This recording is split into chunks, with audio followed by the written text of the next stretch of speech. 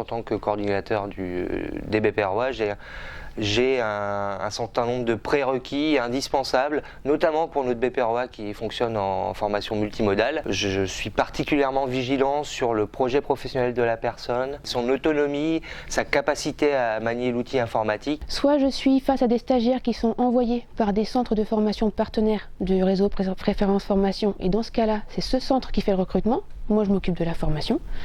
Soit je suis face à des personnes, des individuels, qui souhaitent faire donc des formations courtes, des modules de formation courte à distance. Et dans ces cas-là, il y a une phase de montage de dossiers administratifs, de montage de dossiers financiers, un envoi d'un protocole de formation. Au niveau de l'accueil et du recrutement, je m'occupe au niveau de la plateforme d'envoyer des tests de prérequis à tous les stagiaires en fonction de leur niveau. Moi, j'interviens au moment où il est nécessaire de vérifier certains prérequis et lors de ces journées de recrutement, il y a donc une petite séance ici avec quelques tests papier ou sur la plateforme.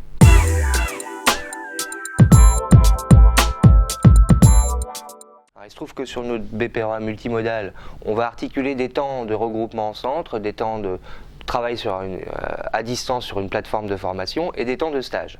D'accord ? Donc le premier regroupement, c'est vraiment un temps fort puisqu'il nous sert à créer une dynamique de groupe, à rompre le sentiment que peut avoir le stagiaire en formation à distance, un sentiment d'isolement, de travailler tout seul derrière son ordinateur. En fait, c'est pas du tout ça. Et ce premier regroupement sert à expliquer le dispositif, à valider le parcours avec le stagiaire, à valider le lieu de stage, et puis à présenter la plateforme, à présenter le lieu avec les ressources qui s'y trouvent, les personnels et tout ça.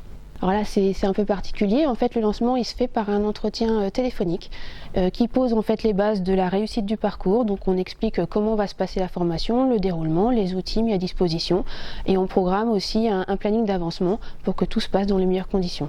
Au niveau du lancement de la formation, j'essaie de rendre les stagiaires autonomes pour qu'ils soient autonomes tout au long de leur formation en leur présentant les lieux, en leur présentant toutes les ressources humaines, matérielles qu'on a à disposition, en donnant les codes de la plateforme.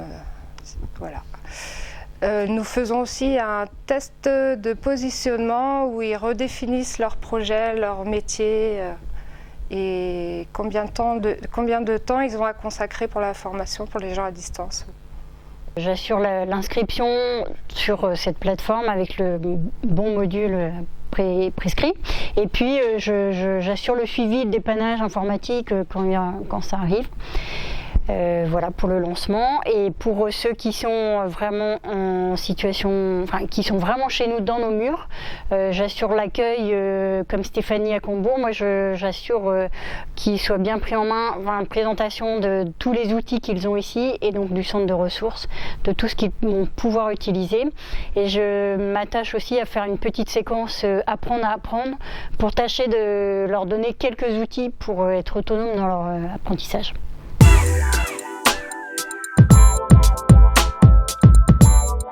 Les stagiaires à distance utilisent une plateforme de formation à distance. Cette plateforme est composée de différents modules et dans ces modules, il y a des activités que doivent réaliser les stagiaires. Ces activités ces travaux réalisés par les stagiaires sont déposés sur la plateforme de formation et des formateurs entre guillemets experts du module vont corriger, annoter, commenter. Il y a un jeu d'aller-retour entre le stagiaire et le formateur et ça c'est entre guillemets le suivi expert. Après on a d'autres types de suivi qui sont un peu, moi je fais plutôt en tant que coordinateur du dispositif, du suivi de type coaching. Donc à intervalles réguliers, je fais des entretiens téléphoniques pour maintenir la motivation, pour faire des points sur les échéances, les rendus des travaux, pour faire des points sur le stage et leur projet professionnel où ils en sont. Oui, il s'agit d'une formation à distance, mais la personne n'est pas seule. Il y a donc un suivi qui est effectué par différents formateurs. Ça peut être un suivi donc d'experts pour répondre à des questions techniques. Ça peut être un suivi type plutôt coaching, c'est ce que je fais moi, c'est-à-dire que j'appelle régulièrement les candidats pour savoir comment ils avancent sur leur parcours, pour savoir s'ils ont toujours de la motivation, si le projet évolue. Donc ça, voilà, on est plus dans du maintien de motivation, du maintien de l'investissement en fait du candidat. Après, on a un suivi plus de maintenance de l'outil informatique. En cas évidemment de pépin, on est là, on réagit. Et puis, on fait aussi du lien, un suivi avec l'entreprise, le lieu support de stage en fait lors de la formation.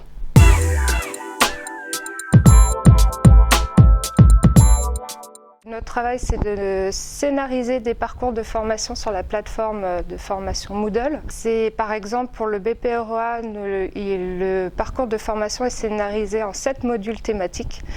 Et associé à ces parcours, nous avons diverses ressources, des ressources PDF, des ressources vidéo et des rendus qui sont à redonner régulièrement à des formateurs experts. Et suite à ces rendus, nous écrivons une attestation d'assiduité. C'est notamment la mise à jour des ressources, des modules qui sont en ligne. Et ma préoccupation, c'est aussi pour varier les modules, les modes. Si c'est des films, si c'est des apports sous forme écrite, ou si c'est aussi des situations, des mises en situation, des jeux de rôle ou autres. Voilà, ça c'est vraiment une préoccupation pour mettre à jour et faire progresser.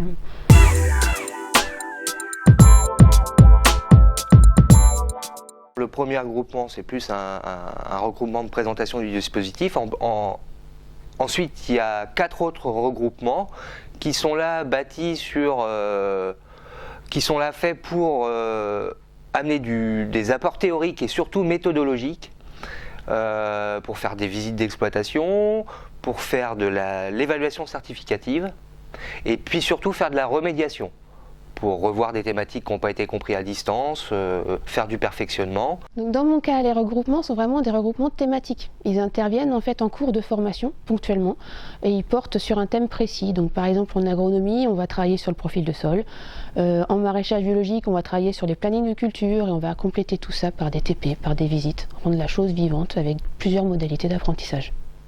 Pour les regroupements, c'est du lien. Juste de se dire bonjour en face à face quand on s'est eu au téléphone ou via la plateforme.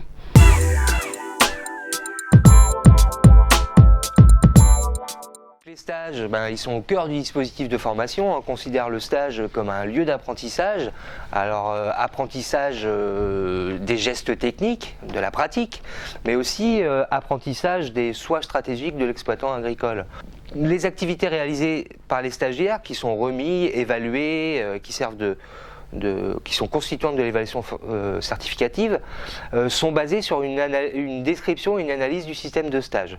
Donc vraiment, le stage, c'est ce qui donne sens à notre dispositif de formation multimodale. Donc en ce qui concerne les stages, donc ils sont vraiment intégrés à la formation. C'est aussi un lieu d'apprentissage. Et dans ces cas-là, moi, mon rôle, c'est vraiment de valoriser ce que le stagiaire a appris, donc en faisant régulièrement avec lui des retours sur ce qu'il a pu acquérir en fait comme geste technique, comme geste pratique, comment il a compris le système du lieu de stage. Donc c'est vraiment valoriser ces temps-là.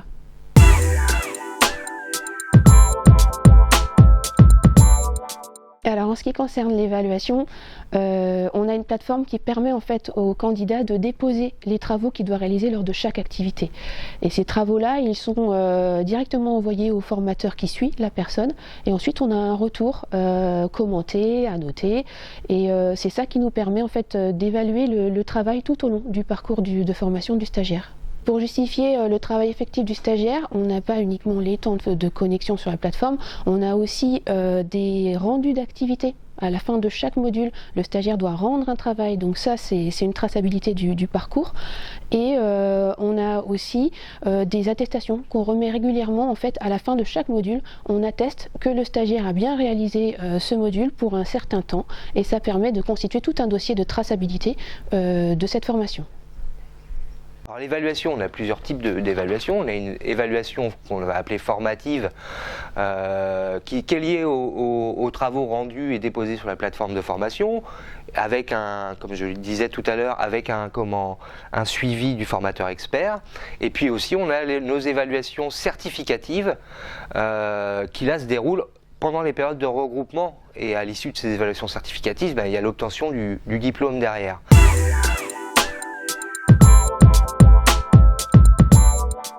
L'individualisation pour nos centres de formation est quelque chose qui nous sur lesquels on travaille, qu'on a développé des compétences depuis la fin des années 90. Qu'est-ce qui nous permet de dire aujourd'hui que nous avons la compétence? Eh bien, c'est la stabilité des équipes, d'une part, et aussi un indicateur qui ne trompe pas, c'est que les formateurs sont toujours force de proposition et ils n'ont pas peur d'aller travailler en dehors de leur salle de cours, dans des espaces autres que la salle de cours. Moi, je pense que ce sont deux éléments qui déterminent donc l'investissement et la capacité à faire.